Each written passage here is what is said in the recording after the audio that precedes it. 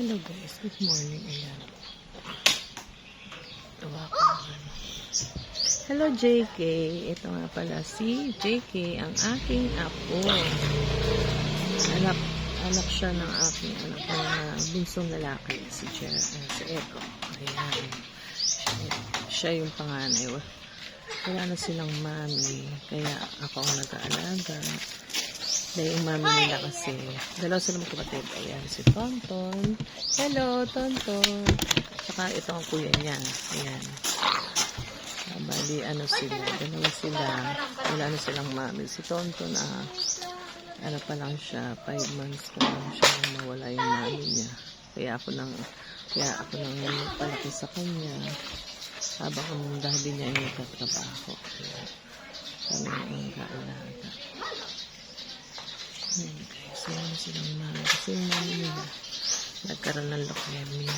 May leukemia pala siya since bata pa, tapos bumabalik daw pala yung sakit na gano'n. Kaya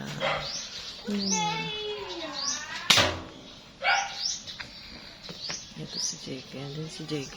Talaga kailangan tutukan ng pag-aalaga kasi ano siya, hindi siya nakakapagsalita. Pero marunong naman siya. Nakakaintindi siya, pero hindi lang siya nakakapagsalita ng dire-diretso. Marunong siya magsalita ng daddy, ayun, cellphone, na ano po ata sa cellphone kasi kung nasa abroad ako. Yung parang inano nila sa cellphone, sila nila na cellphone, ano lang, sa gadget ba. Na yun ang ano ng bata. Ngayon, okay naman kasi inalisan, hindi ko na inano na mag-cellphone siya. Kawawa yung bata kapag walang alam na puro cellphone lang. Hindi siya nakakapagsalita. Kaya dapat masama talaga yung cellphone sa bata. Ayan. Tingin ko yun kung naging dahilan bakit naging ganito po si Age. Ganito po yung apo ko na hindi nakakapagsalita ng tuloy-tuloy. Ano lang po, word for word po siya. Pero nakakaintindi siya. Yun yung kapatid niya si Tonton. Kaya si Tonton, ayan. Pero inenroll namin siya sa speech therapy. Kaya lang na-stop.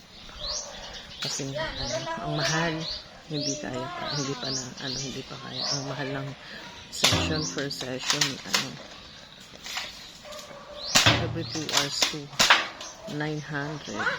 Kaya i-stop namin siya. Kapag nakaluwag na lang ulit.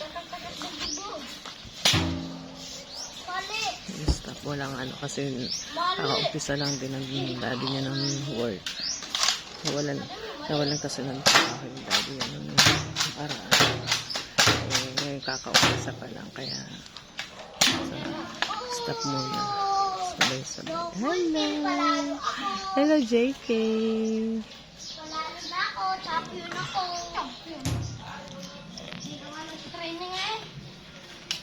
Ayan, habang naglalaro ko yun. Ayan, ito pong ginagawa. Kaya po, hindi na rin ako nakabalik ng abroad kasi pwede sa alaga.